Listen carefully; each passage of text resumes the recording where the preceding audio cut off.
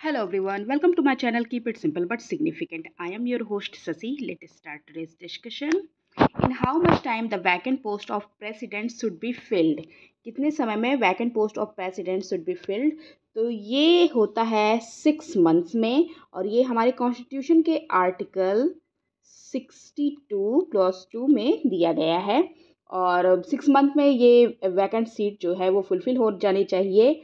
और ये जो वैकेंट सीट होती है हो जाता है because of his death, resignation और हिज रिमूवल, इसकी वजह से वैकेंट हो जाता है। In which house the amendment to the constitution of India can be initiated? किस हाउस में अमेंडमेंट इनिशिएट किया जाता है जो कॉन्स्टिट्यूशन में होता है?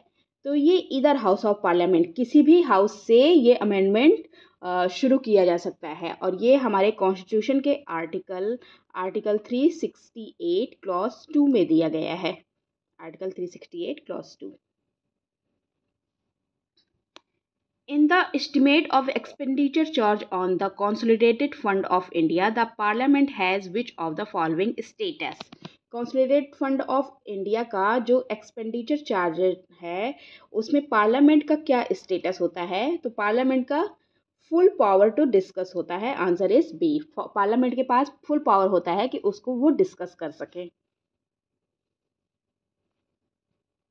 Who was the second president of India? Second president of India कौन थे? तो ये थे doctor S Radha Krishnan.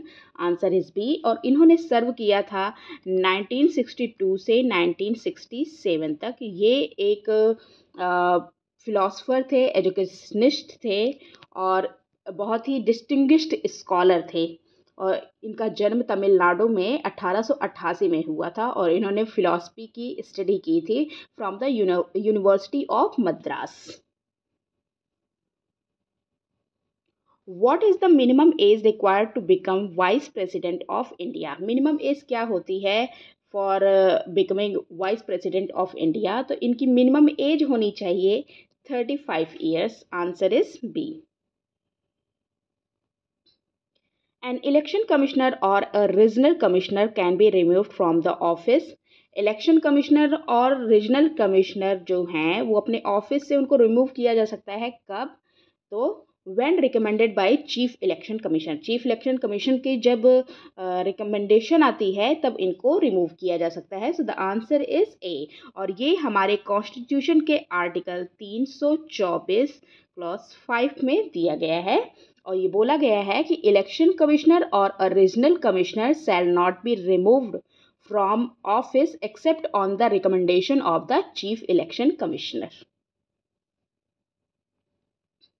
Which of the following countries has the lengthiest constitution in the world? lengthiest constitution world में किसका है? तो ये हमारा प्यारा भारत है।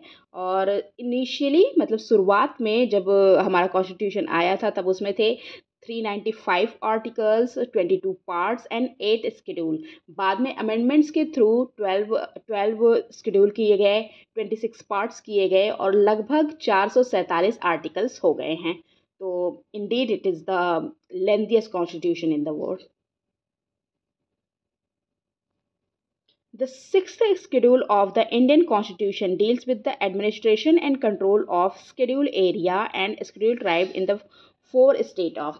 the sixth schedule में हमारा जो कॉन्स्टिट्यूशन है उसमें एडमिनिस्टर और कंट्रोल करने के लिए स्केड्यूल एरिया की बात की जाती है और स्केड्यूल ट्राइब्स की 4 स्टेट में। ये कौन कौन से हैं? तो ये हैं कौन से? Assam, Meghalaya, Tripura and Mizoram. So the answer is what? Answer is B. Answer is B. और इसको हम ऐसे कर सकते हैं ATM money. Okay, Assam, Meghalaya, Tripura, Mizoram ये आते हैं इसमें। Which among the following is the second tier in the third tier system of local self governance in India? Third tier system जो लोकल सेल्फ गवर्नमेंट्स है इंडिया की, उसमें सेकेंड टायर कौन उसमें सेकेंड टायर की बात की जा रही है। तो ये कौन सा है? ये है panchayat samiti. Answer is C. Which article makes supreme court a court of record? Supreme court को कोर्ट ऑफ रिकॉर्ड बनाता है कौन सा आर्टिकल? तो ये आर्टिकल है आर्टिकल 129, आंसर इज सी। और ये सुप्रीम कोर्ट की बात करता है। जब हाई कोर्ट की बात करते हैं तो ये आर्टिकल होता है article 215। Okay, that's all for today. If you like my video, please do like, comment, share and subscribe. Thank you.